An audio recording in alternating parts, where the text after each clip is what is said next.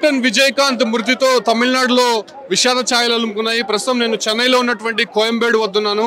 DMDK కార్యాలయం వద్ద పెద్ద సంఖ్యలో కార్యకర్తలు ఆయన అభిమానులంతా కూడా చేరుకున్నారు. ప్రస్తుతం ఇక్కడ సిచ్యువేషన్ ని చూపిస్తున్నాను. భారీ ఎత్తున పోలీసులు కూడా బ్యారికేడ్లు ఏర్పాటు చేశారు. అయినప్పటికీ కూడా కార్యకర్తల్ని నిలువరించడానికి పోలీసులు తరం కాలేదు. మనం చూడొచ్చు, ఉన్నటువంటి ఫ్లైఓవర్ మొత్తం కూడా కార్యకర్తలతో నిండిపోయింది. కోయంబేడు కంప్లీట్ గా ట్రాఫిక్ మొత్తం కూడా ఆపేశారు. అన్ని వీధులంతా కూడా కార్యకర్తలు అభిమానులంతా కూడా భారీగా చేరుకున్నారని చెప్పుకోవచ్చు.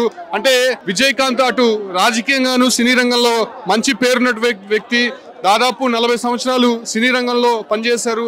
అదే తరహాలోనే రాజకీయంగా కూడా విజయకాంత్ కి మంచి పేరుంది కాబట్టి అటు రెండు రంగాలకు సంబంధించినటువంటి వారంతా కూడా పెద్ద సంఖ్యలో ఇక్కడికి చేరుకున్నారని చెప్పుకోవచ్చు. మనం ఎక్స్క్లూజివ్ గా చూడొచ్చు. సుమన్ టీవీ మీకు చూపిస్తోంది చెన్నైలో ఉన్నటువంటి సిచ్యువేషన్స్.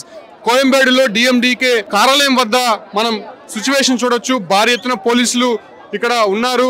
అంటే విజయకాంత్ ని కడసారి చూసేందుకు కార్యకర్తలంతా కూడా వచ్చారు. కాకపోతే ఇప్పుడే మార్నింగ్ ఆయన చనిపోయారు కాబట్టి విఐపి ఫ్లోటింగ్ ఎక్కువ ఉంది.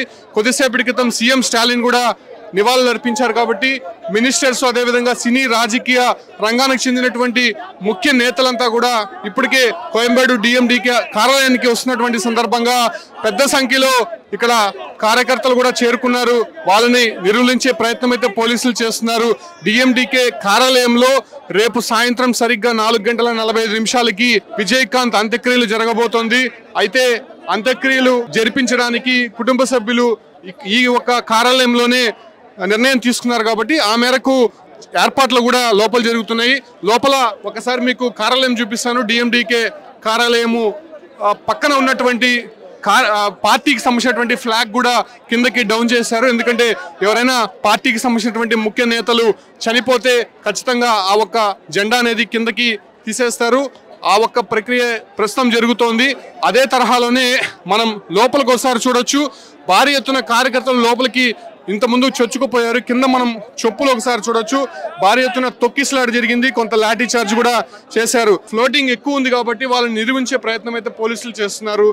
మనం ఒక్కసారి ఈ ఒక్క పరిసర ప్రాంతాలు చూడొచ్చు. కంప్లీట్ గా డిఎండికే కార్యాలయం పరిసర ప్రాంతాలంతా కూడా కార్యకర్తలతో పూర్తిగా నిండిపోయిందని చెప్పుకోవచ్చు. పోలీస్ ఆఫీసర్ నటనతో ఆయన దాదాపు 10 సినిమాలకు పైగా చేశాడు. సూపర్ హిట్ అయ్యాయి. కోలీవుడ్ లో కావచ్చు, అంటే టాలీవుడ్ లో ఆయన తీసినటువంటి సినిమాలు సూపర్ హిట్ గా అయినటువంటి పరిస్థితి. ఈ క్రమంలోనే ఆఖరిసారి విజయకాంత్ ని చూడడానికి పెద్ద సంఖ్యలో వచ్చారు. అంటే గత కొద్ది రోజుల నుంచి కూడా విజయకాంత్ ఆరోగ్య పరిస్థితి చాలా విషమంగా ఉంది. ఏదైతే సెప్టెంబర్ 18న ఆయన శ్వాసకోశ సంబంధిత వ్యాధితో మియాట్ హాస్పిటల్లో చేరారు.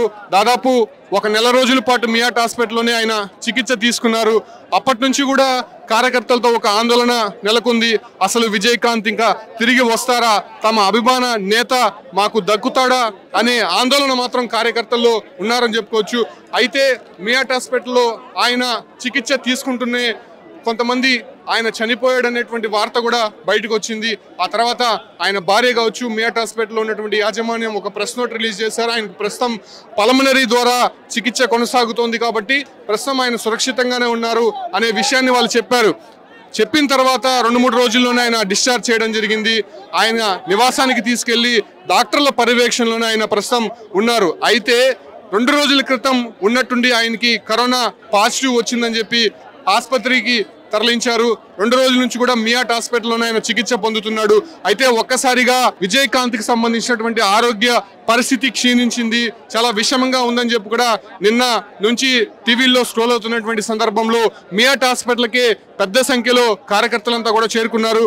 అయితే ఆయన చనిపోయినట్టు ఇవాళ ఉదయం వైద్యులు ధృవీకరించడంతో ఒక్కసారిగా గుండెలు పగిలేలా కార్యకర్తల అభిమానులంతా కూడా మియాట్ హాస్పిటల్కి వెళ్లారు. అయితే ఆయన పార్థివ దేహాన్ని మొదటగా ఆయన నివాసానికి తరలించారు. అక్కడ నుంచి డిఎండికే కార్యాలయానికి తీసుకొచ్చినటువంటి పరిస్థితి. చాలా కార్యకర్తలతో ఒక ఆక్రోశం, అంటే ఆయన లేడు అనేటువంటి వార్త వినగానే వాళ్ళంతా ఒక్కసారిగా జీర్ణించుకోవాలనేటువంటి పరిస్థితుల్లో ఉన్నారని చెప్పుకోవచ్చు.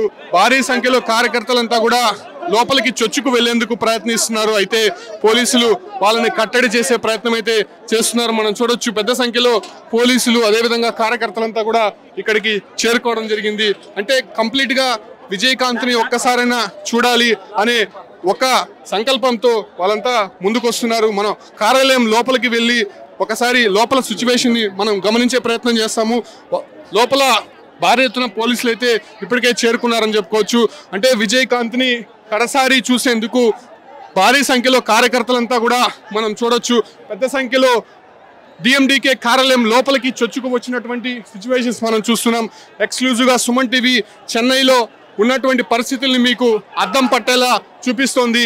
అంటే విజయకాంత్ని ఒక్కసారైనా చూపించాలి, ఆయన పార్థివ దేహం అందరికీ కనిపించేలా ఉంచాలి అనేటువంటి డిమాండ్నే ఇక్కడ కార్యకర్తలు వినిపిస్తున్నారు.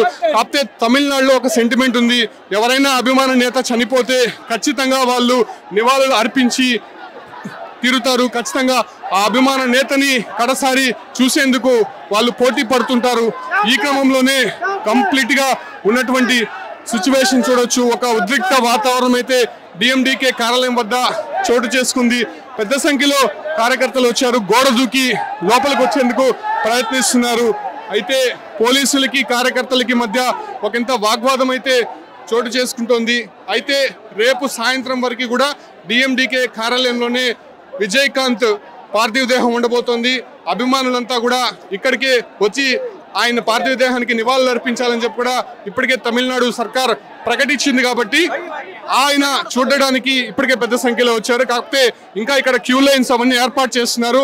ఏర్పాటు చేసిన తర్వాత కార్యకర్తలను లోపలికి పంపిస్తామని చెప్పి కూడా వాళ్ళు చెప్తున్నారు. కాకపోతే ఒక్కసారిగా కార్యకర్తలు ఆ ఒక్క విజయకాంత్ని చూడాలని, దాని అభిమాన నేతని చూడాలని చెప్పి పెద్ద సంఖ్యలో ఇక్కడికి చొచ్చుకురావడంతో కొంత ఉద్రిక్త పరిస్థితి అయితే ప్రస్తుతం చెన్నై కోయంబేడు డిఎండికే కార్యాలయం వద్ద చోటు చేసుకుందని చెప్పుకోవచ్చు.